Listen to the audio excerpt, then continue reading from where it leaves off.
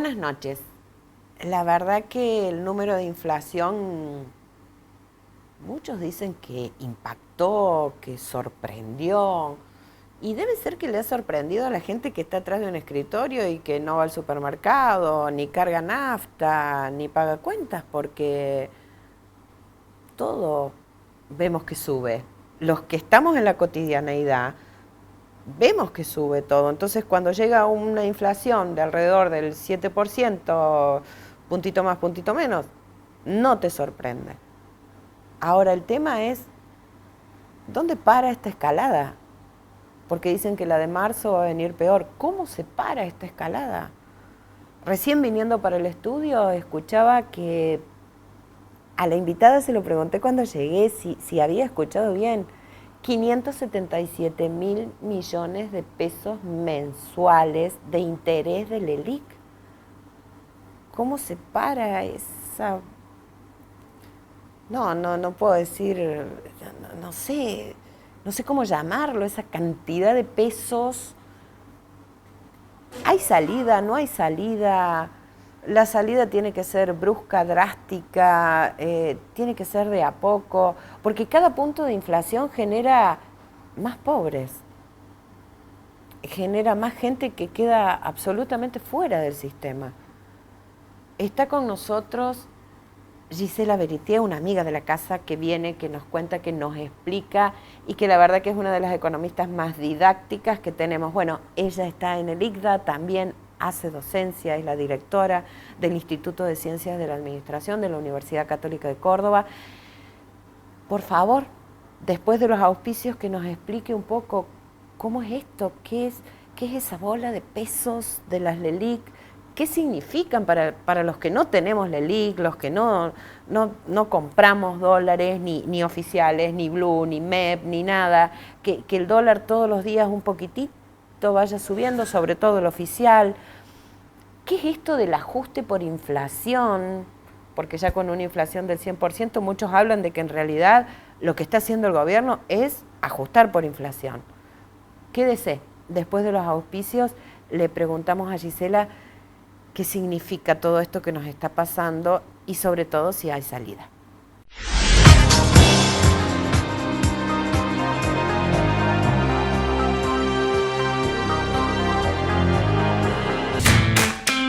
Refrescantes, sorprendentes, únicos, inspirados en vos. Yogures Manfrey. Eso que te gusta es Manfrey. Prometimos y cumplimos. Las 210 unidades 0 kilómetros ya están circulando en Córdoba. La flota más moderna del país y la inversión más importante que ha hecho un municipio en toda la Argentina. Nosotros teníamos un compromiso que nos tomamos con los vecinos, invertir para que tengan una mejor calidad del servicio de transporte.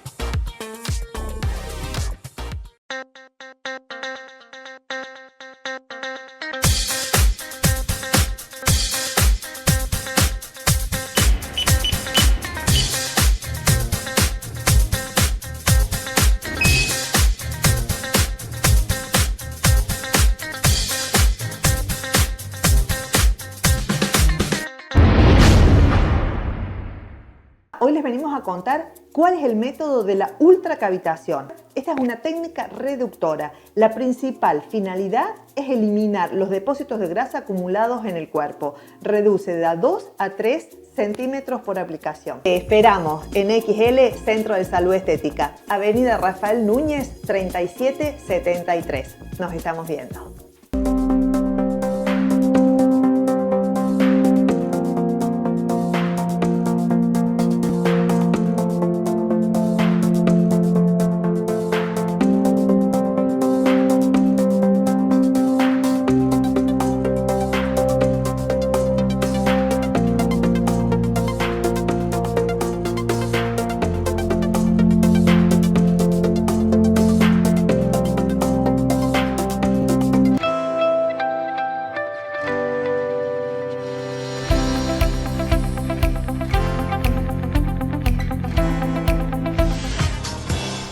Buenas noches, Gisela, gracias por estar acá. No, muchas gracias, Vivi, la verdad que siempre es un placer estar aquí. ¿Cómo hacemos con una inflación del 100%? Porque aparte, a ver, en nuestra realidad, que cada vez que estornudan en algún lugar del mundo, nosotros nos engripamos, uno encima lee el diario y están cayendo los bancos. En Suiza, digo, Sí. asusta. Cuando lo decís así, Asusta. parece otro cisne negro. Claro. Entonces me decís, ¿y en qué nos va a pegar encima ya de lo volteados que estamos? Bueno, yo creo que el gobierno optó por el plan aguantar. Sí, definitivamente. Que implica llegar justamente con el menor mal posible dentro de todos los males Al 10 de diciembre. al 10 de diciembre, ¿no? Tenemos que, cuando hablamos del peor de los males, tiene que ver con el hecho de devaluar. Justamente lo que se está evitando por todos los medios es poder llegar o tener que llegar a una devaluación en un contexto en donde la sequía fue el siguiente cisne negro. ¿Por qué digo siguiente? Porque el primero fue la pandemia, el segundo fue la guerra entre Rusia y Ucrania, y ahora el tercero la sequía. Es decir que esta sequía, que era algo que no se tenía en cuenta ni siquiera cuando se dijo en el año pasado que en abril íbamos a tener un 3% de inflación mensual, bueno, esto impactó claramente en la generación de dólares, pero también en la oferta de los bienes primarios como la carne, el maíz, el trigo. Los ¿no? animales se están muriendo. La cosecha se está secando, ¿no? Y todo esto influye en la cadena de precios interna porque tanto el maíz como el trigo son elementos que se consumen mucho internamente. Entonces, esto fue lo que impactó sobre todo en un mes, febrero, que es un mes tranquilo en cuanto a inflación, que no suelen aumentar los precios, y de repente vimos que volvimos a estar por encima del 6%, ¿no? Marzo suele ser un mes bastante caldeado de aumentos, ¿no? Porque empiezan los colegios de los chicos, de precios regulados, quita de subsidios, con lo cual seguramente la tasa de inflación va a ser aún superior, ¿no? Entonces, cuando uno pregunta, bueno, ¿qué va a pasar con la inflación? La verdad es que no se observa que haya un plan antiinflacionario coherente, ni tampoco que se quiera aplicar un plan antiinflacionario coherente por estar en el marco de este plan aguantar, ¿no? Cualquier plan antiinflacionario implica grandes transformaciones entre lo fiscal, lo monetario, también política de ingresos y también lo inercial, ¿no? Porque en definitiva los contratos están todos indexados, como el contrato del índice de locación de alquileres, que hace que se ajuste por la inflación pasada. Entonces todo esto se va trasladando y con expectativas que son muy difíciles de manejar. Pero suponete que además se aplicara un plan antiinflacionario que sea muy coherente, también es cierto que este gobierno ya tampoco tiene la credibilidad necesaria, ¿no? Y sobre todo a meses de irse, bueno, no tiene, ¿qué es lo que va a pasar? Tiene la legalidad, pero no tiene ya la legitimidad, el pueblo que lo acompaña. Exacto, entonces allí digamos que puede ser el mejor plan antiinflacionario, pero si las expectativas de los agentes económicos no acompañan ese plan, y difícilmente se van a allanar. Es que la economía evidentemente se mueve por expectativas. Desde aquel que va a poner un negocio a aquel que va a invertir en serio mucha plata y generar muchas fuentes de trabajo, si no tiene buenas expectativas no lo va a hacer. Eso digamos por un lado, ¿no? Y por otro lado, cuando recién escuchaba la cantidad de intereses que se pagan en LELIQs, tiene que ver mucho con esta política de desinflación. Hoy la única herramienta que se está utilizando para aplicar, para hacer una desinflación, es la tasa de interés, ¿no? Y en definitiva la tasa de interés de las LELIQs, donde vimos que el jueves pasado aumentó en 3 puntos, esto implica un encarecimiento del crédito y por lo tanto un enfriamiento de la economía, sobre todo el sector productivo. Pero para el sector financiero es el negocio. Bueno, digo, parafraseando al presidente, que su prioridad iban a ser los jubilados y no los bancos o no el sector financiero, todo al revés. Bueno, y justamente lo que estamos viendo es que esas LELIQs que tan criticadas fueron en su momento, ahora se han multiplicado en 10 o 15 veces, ¿no? En realidad, ¿qué implica esto? Que el Banco Central le da estos instrumentos a los bancos para filtrar el dinero que imprime y por lo tanto les paga unas tasas de intereses que para los negocios, para los bancos es un muy buen negocio, ¿no? Pero bueno, por un lado tenemos el gran pago de intereses del LELIQs, que a su vez alimenta más emisión monetaria. Por otro lado, una tasa de interés... La maquinita no para. No para, la tasa de interés, la efectiva anual está superior al 110%, nunca estuvo tan alta en la vida, ¿no? Y la historia por lo menos de la Argentina. Y esto hace que ya los pronósticos de crecimiento económicos que se estimaba que se iba a crecer económicamente un 2% este año. Bueno, ya las distintas consultoras económicas están desestimando una recesión de un 3%, un 2%, según quien lo pronostica, ¿no? Ayer, titular de un diario, estamos ya hablando de esta inflación. Justamente, ¿no? Porque estamos con un 100% de inflación y por otro lado, lo que se aproxima una recesión con una tasa de interés altísima y que tiene que ver con esto de aplicar, digamos, soluciones para aplacar la demanda monetarias o la demanda, ¿no? Cuando en realidad la causa de la inflación hoy no es la demanda, sino que tenemos causas que tienen que ver con la oferta, ¿no? Sí, por supuesto. Entonces, digamos, estamos aplicando un remedio que no sería para la enfermedad. Y por otro lado, bueno, una enfermedad muy difícil en la cual siempre hablamos con vos, Vivi, que hay bibliotecas enteras en Argentina escritas de inflación, planes antiinflacionarios enteros, ¿no? Pero con todos estos condimentos que hay que ver. Y se suma... Otra cosa más. Bueno, vos dijiste el tema del contexto internacional.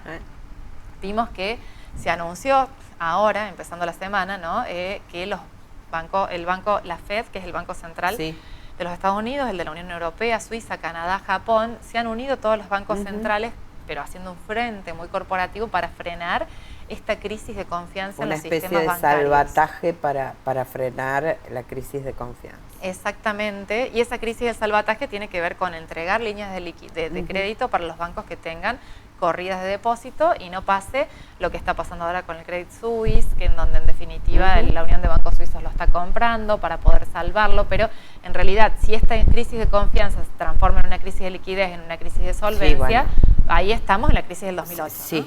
Sí, no, aparte explota todo el sistema porque... ¿Y qué es lo que pasa? Que ahí ya hay una recesión. Ya se estimaba el año pasado, ¿te acordás que la CEPAL había emitido los informes donde se estimaba la recesión a nivel mundial porque se estarían achicando los paquetes fiscales que se emitieron en la pandemia? Pero si le sumamos una crisis bancaria que explotó con el Silicon Valley Bank y que en definitiva ya contagió al Credit Suisse, están cayendo el First Republic Bank, también está teniendo crisis de liquidez también en los Estados Unidos, bueno, empieza a contagiarse ciertos bancos que tienen criterios débiles. En Argentina, si bien nuestro sistema financiero es muy sólido, no afectaría a los bancos. La realidad es que después del 2001, hoy las exigencias de los bancos son grandes y además el sistema bancario también está muy atomizado. Pero ¿qué es lo que pasa? En realidad nos afectaría por el lado de la huida de dinero y de fondos y ya lo estamos viendo reflejado en las tensiones en los dólares alternativos, ¿no? El contado con liqui, el dólar MEP, en donde en definitiva esos dólares son la antesala después para el dólar blue, que después se termina reflejando, ¿no? En una crisis que tiene que ver, también hay que ver cómo se sale con el fondo, ¿no? ¿Por qué dicen que el ajuste lo están haciendo por inflación? Ahí tiene que ver con que en realidad la inflación va licuando. Así como licúa deudas, también licúa gastos. Entonces, si de repente, por ejemplo, en el sector público tengo gastos que no se ajustan al mismo nivel de la inflación, por lo tanto... Estoy gastando menos. Claro. Y eso está ajustando. Con ingresos que sí se ajustan por inflación, ¿no? Porque en definitiva si tengo mayores ganancias, si tengo mayores ingresos nominales, eso impacta en la recaudación también, ¿no? Y si tengo los gastos que se ajusten, no te digo que no se ajusten, que se ajusten menos que la inflación. No, pero bueno, todo eso se ajusta por escalera mientras la inflación va por ascensor. Esa frase que uno la decía ya por el 80 y ahora la vuelve a repetir desgraciadamente. Sí, que si uno ve los videos de Tato Bores en su momento es como estar viéndolos ahora, ¿no? Anoche. Lo escribió esta mañana. No, es así. Parece increíble. Es increíble, pero además, bueno, tenemos el tema de que acabamos de lograr una nueva renegociación con el Fondo Monetario, sobre todo con las metas de recaudación de los dólares por la sequía, en donde nos permite que no recaudemos tantos dólares porque, bueno, no los tenemos, ¿no? Y eso se va a reflejar en todo lo que es la actividad económica. Pero también no ajustó las exigencias con respecto a sus demandas con respecto al gasto público, ¿no? Y en definitiva lo que hay que ajustar. ¿Y cuál sería la salida? Bueno, hoy la salida... ¿Debería ser un shock o se puede hacer paulatino? Porque digo, en esto de aguantar, hay millones de personas que ya no aguantan y que cada punto de inflación es un montón de gente que que cae bajo del la línea sistema, de pobreza, tal que cual. cae absolutamente del sistema. Se está dando en Argentina algo muy particular, o sea, gente que tiene un empleo en blanco, con su antigüedad, está bajo la línea de pobreza. Entonces, Sí, digo, todos con trabajo, pero todos pobres. Este plan aguantar es nivelar para abajo absolutamente todo. Y bueno, y viste que siempre hablamos con vos que la inflación es una fábrica, ¿no? Sí. De generar pobres. Pero la realidad es que a mi criterio, hoy, con una inflación superior al 100%, plantear un plan gradual, como se ha planteado desde el año pasado hasta ahora, hemos visto que no ha tenido resultado, ¿no? Un gradualismo en una situación que justamente está demandando un shock, es una situación complicada, ¿no? Muchos me preguntan si hacer un plan de shock, esto no implicaría un gran ajuste y una gran recesión para la Argentina, ¿no? Y probablemente. A ver, tenemos todo tipo de plan de shock implementados de los años 80, años 90, convertibilidad y demás. Usualmente lo que se suele ver en un plan de shock, independientemente de las ideologías, independientemente de las formas, independientemente de todo, es que los primeros meses hay una pérdida, ¿no? Todos pierden, pero mientras más rápido se ajustan las expectativas, más rápido se sale también, ¿no? A mí me gusta citar mucho el plan austral, ¿no? Porque el plan austral, cuando se cambió de moneda y demás durante 3 años, hasta que fue la hiperinflación, fue un plan que puso un freno a los precios y donde a los 2 meses ya se estaba creciendo de nuevo, ¿no? Bueno, algunos dirán, bueno, fue mejor el plan de la convertibilidad. Sea como sea, todos fueron planes de shock en situaciones de alta inflación, ¿no? La verdad es que... sí, la receta no es de gradualismo, digamos. No en este punto, ¿no? Realmente si estuviéramos hablando de una inflación de un 20 o un 25%, podríamos plantear un gradualismo, pero no con una inflación superior al 100. Entonces hoy lo que necesitamos es tomar medidas no solamente monetarias como la que se tomó con la tasa de interés, sino también medidas fiscales que acompañen y medidas de ingresos que también que acompañen, porque en definitiva, si uno plantea una situación de status quo, ¿no? Y ni hablar el tema de romper con los contratos inerciales, ¿no? Que todo esto tiene que ver con, es decir, una coherencia en todas las políticas y en todos los planes que confluyan a que se rompa con este círculo vicioso. Pero nada de esto es posible, Vivi, si no hay una credibilidad en un plan. Yo puedo plantear el mejor plan de shock o el mejor plan de convertibilidad o el mejor plan de lo que sea, pero si no hay una credibilidad de los actores económicos, y volvemos al tema de las expectativas de que esto vaya a funcionar, y posiblemente me funcione 1 mes, 2 meses y después vuelva a ser todo igual, ¿no? Entonces acá es central eso. Y esa expectativa se basa en la confianza, obviamente. Hoy lamentablemente el gobierno no la tiene. ¿Te parece que podría el gobierno lograrlo? Porque gobierno, digo, en este plan aguantar, estamos en marzo, de marzo a diciembre es largo el tranco. De marzo a diciembre es largo, pero yo te diría que de marzo a agosto hay unas PASO, y de agosto a octubre hay otras PASO, ¿no? Y la verdad es que cualquier medida que tomen implica en el corto plazo algún costo político, ¿no? Claro. Entonces yo no veo que este gobierno quiera asumir ese costo político, por eso no va a devaluar, por eso no va a aplicar una desinflación de shock, ¿no? Y todo va a seguir manejándose en el marco del gradualismo y en el marco de poder seguir, por ejemplo... Aguantemos, ¿no? Te pongo un ejemplo concreto, ¿no? Hasta hace 2 semanas atrás estábamos cortando clavos con la tremenda bola de vencimientos que teníamos en pesos y que no podíamos y no había manera de llegar. Como para el nuevo ministro de Economía, la política económica es más política que económica, logró aplicar, ¿no? Estos artificios mágicos políticos para justamente lograr esa refinanciación, y sobre todo con los bancos para patearlo para el 2023 y 2024. ¿No? Entonces, en definitiva, seguimos con esto del plan aguantar y todo eso que se veía que ya iba a ser que una situación de quiebre, que explotaba y que posiblemente lleva a una nueva evaluación, eso no ocurrió, ¿no? Y lo pasamos para más adelante. Ahora tenemos una situación en donde están venciendo 2.700 millones de dólares y se atrasaron unos ingresos del Fondo Monetario que tenían que ingresar ahora, y el Banco Central está planteando, ¿qué hacemos? ¿Repateamos eso para cuando nos entren los fondos? ¿O nos quedamos con reservas contables negativas hasta tanto? Entró algo esta mañana, algo de 2.000 y pico millones. Bueno, entonces ya se nos fue esa situación, ¿no? Hasta hace 5 minutos antes de eso estábamos ahí, ¿qué hacemos? ¿No? Y esto, pero eso nos da un ejemplo de que todo es caminando por la cornisa, ¿no? Por lo tanto, seguimos en este plan aguantar. Y en esta situación, digo, porque uno va escuchando, va viendo, va yo de economía. No sé nada, por eso llamo a los que saben. Lo importante no es saber, es tener el teléfono del que sabe. Milei habla de una dolarización. De lo poco que sé de economía, me parece que si dolarizamos hoy, que no tenemos un peso de reservas, sería peor el remedio que la enfermedad, no sé.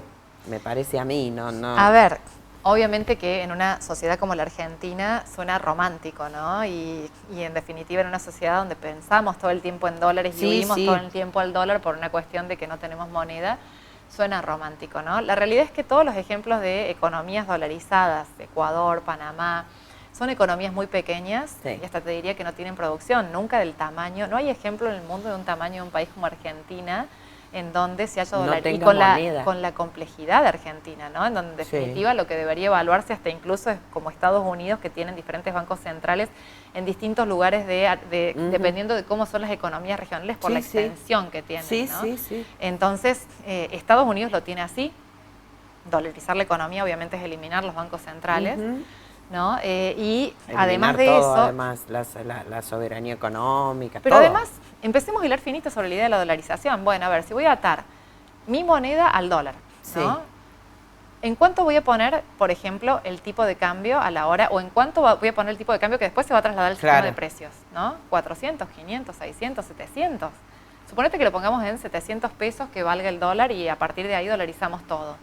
¿Quién me dice que eso en realidad no va a hacer que después todo se traslade a los precios? Todo se vaya por las nubes. Y se traslada a los precios, por más que yo tenga dólares, nada implica que tampoco tengamos Claro, el kilo de harina va a costar, no sé, 1.500 pesos.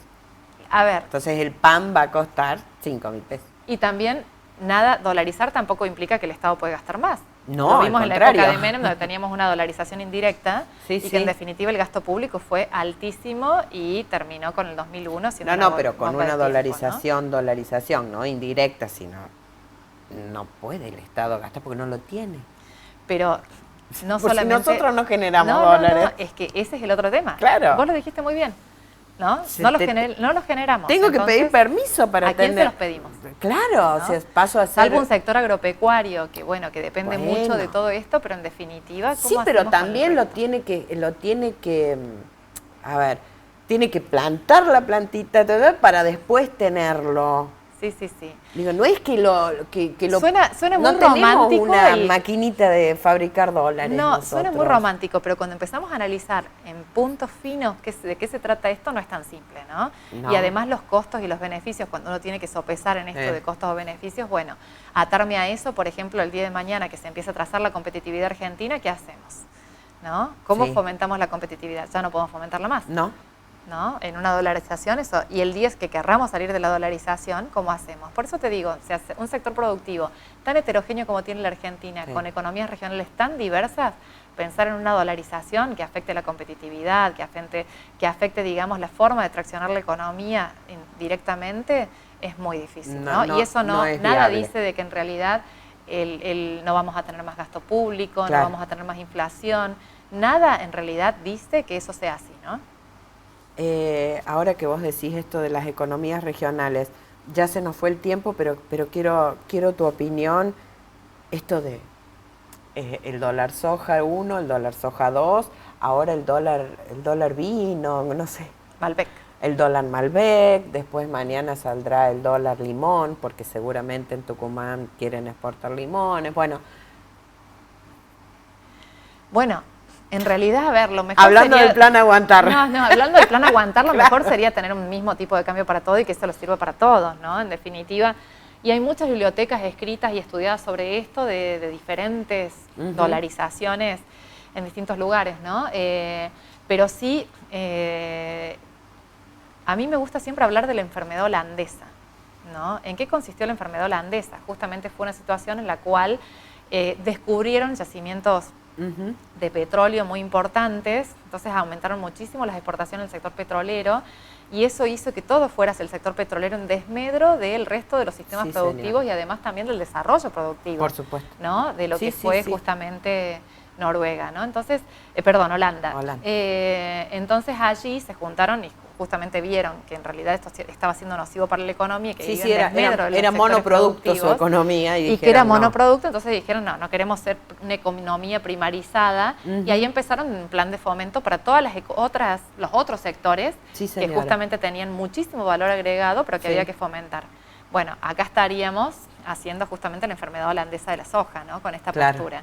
Estas urgencias de juntar los dólares necesarios nos llevan a que muchos sectores productivos hasta incluso digan, bueno, cierro mi negocio, dejo de producir I+D y me pongo un negocio de soja, ¿no? Sí, o me hago un plazo fijo.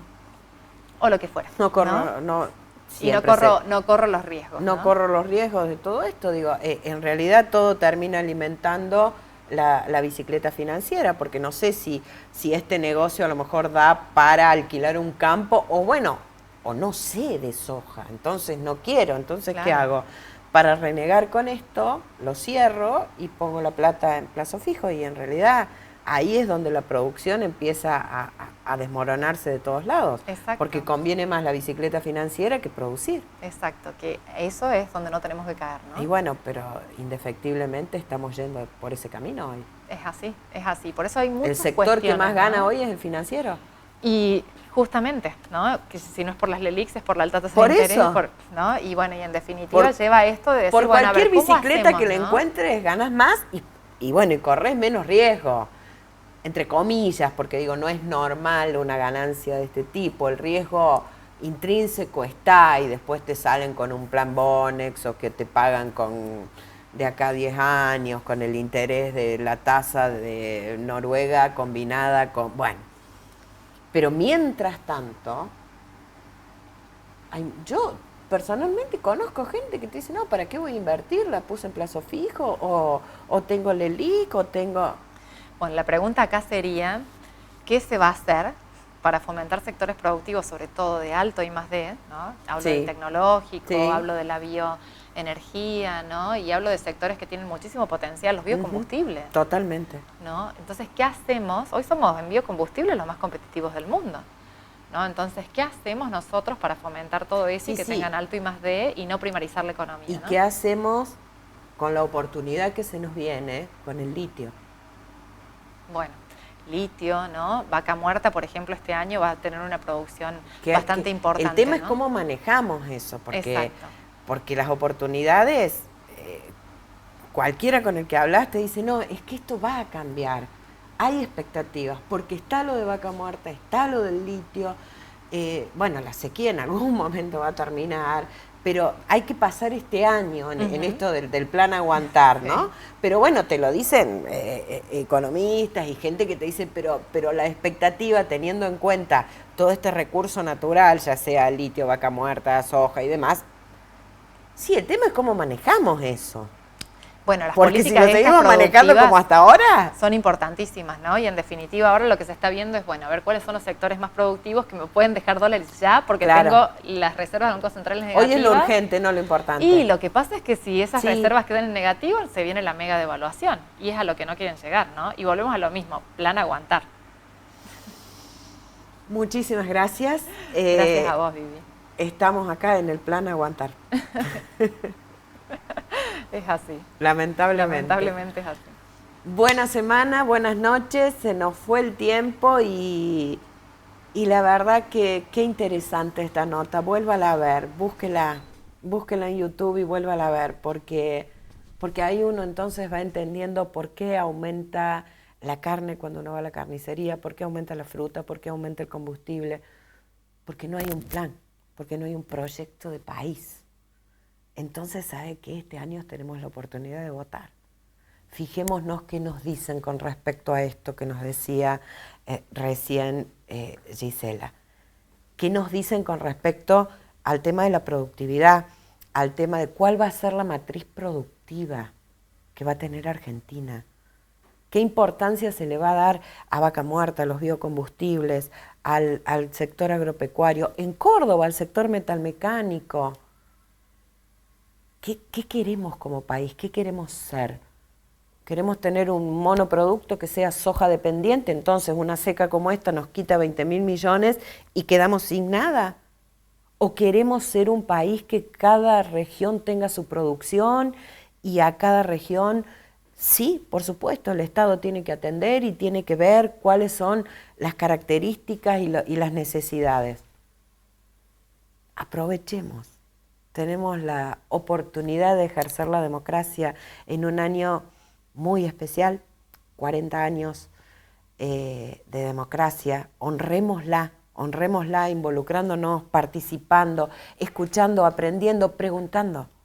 Es nuestro derecho, tenemos que ejercerlo para después votar convencidos de a quién votamos. Buena semana, buenas noches.